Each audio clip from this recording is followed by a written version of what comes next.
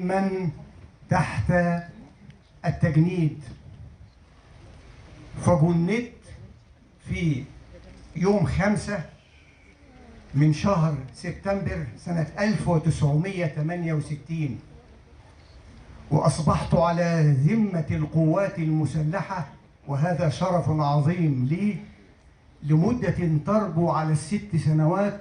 حضرت خلالها معركة الاستنزاف ثم العبور العظيم.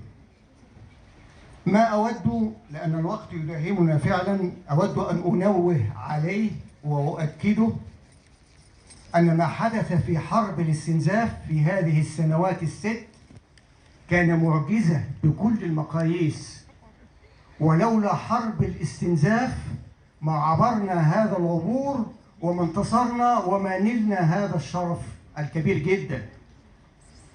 كذلك ما أردت أن أنوه عليه في هذه النقطة الحساسة أن هناك بعض الخبثاء والغير منتمين إلى هذا الوطن يسمون النكسة بالحرب. هي لم تكن حربا على الإطلاق. الحرب لابد أن يكون موجود فيها طرفان، طرف يقاتل طرف آخر ويتعرض له ويقف أمامه. أما هذه النكسة فكانت بكل المقاييس نكسة، لأن الجيش المصري فعلا انتهى في هذا الأمر. أنا لا أريد أن أطيل عليكم، أحببت أن أقول هذه الملاحظات فقط.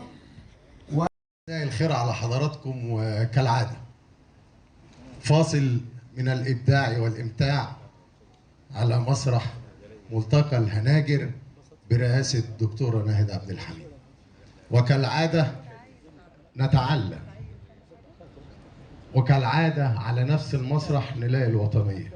هقول حاجة قبل ما أقول أكتوبر 73. في تصريح كان لبن جوريون رئيس وزراء إسرائيل، أو رئيس وزراء لإسرائيل، أعتقد أن ما حدث وما سيحدث يؤدي إلى هذا التصريح اللي هو بيقول فيه: قوتنا ليست في سلاحنا النووي بل في تدمير وتفتيت 3 دول كبرى: العراق، سوريا، مصر، إلى دويلات متناحرة على أسس دينية وطائفية. والأهم في التصريح: ونجاحنا لا يعتمد على ذكائنا بل يعتمد على غباء الطرف الآخر. هو ده التصريح اللي ممكن أقف عنده. إن ما حدث وما سيحدث ماشي على إننا بنتغابى، على إننا في وقت من الأوقات بنهاجم دولتنا، بنهاجم حكومتنا، كل حاجة بنتكلم فيها فاهمين مش فاهمين، عارفين مش عارفين، يلا نحارب. طب يا عم انت ظهرك محمي ولا مش محمي؟ الجيش اللي واقف على الحدود والناس كلها اللي واقفة وبتتبهدل في حرب. كون انا شاب بحاول اتابع حاجات كتير بحكم ان انا في مجال الاعلام او مش في مجال الاعلام، لان كلنا بنحب البلد دي. انا شفت فيديو على التيك توك، وده بيقول ان وسائل التواصل الاجتماعي دايما حضرتك لما تروح لها دور على الجيد، مش كلها شاذ. شفت فيديو لجندي مصري وهو قاعد زعلان على اللي في غزة، فبيقول ايه؟ بيقول: ما تطلعونا نحارب، انتوا علمتونا نحارب بالسلاح، والاهم علمتونا نحارب من غير سلاح. فارجو ان احنا كلنا نثق في قياداتنا ونثق في جيشنا. انهي كلامي لما غدروا بينا كان احساس مميت، وقالوا علينا كلام كتير سخيف، وصنعوا الخط وقالوا مخيف، وباعوا الوهم والتخويف، فاكريننا نخاف من التهويش يموت المصري وبلده تعيش. اكتوبر 73 رجاله عن نصر ناويين على عرضهم، مستقتلين بروحهم ودمائهم، مستعدين، مش فارقه مين هيحتفل ومين شهيد. الله اكبر، تحيا مصر! الله اكبر، تحيا مصر!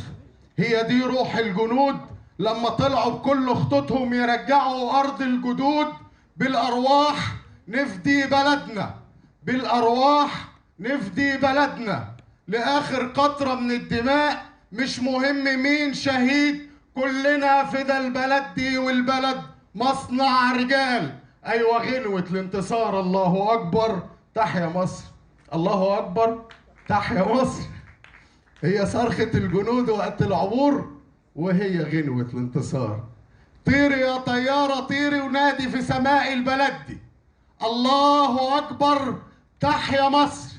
رجعت الأرض لولادها، رجعوها جنود بلدها، وأنا مصري عايش في البلد دي بحبها، أفديها بروحي وكل شبر منها حضارة تحكي الدنيا عنها. الله أكبر تحيا مصر. شكرا جزيلا. شكرا جزيلا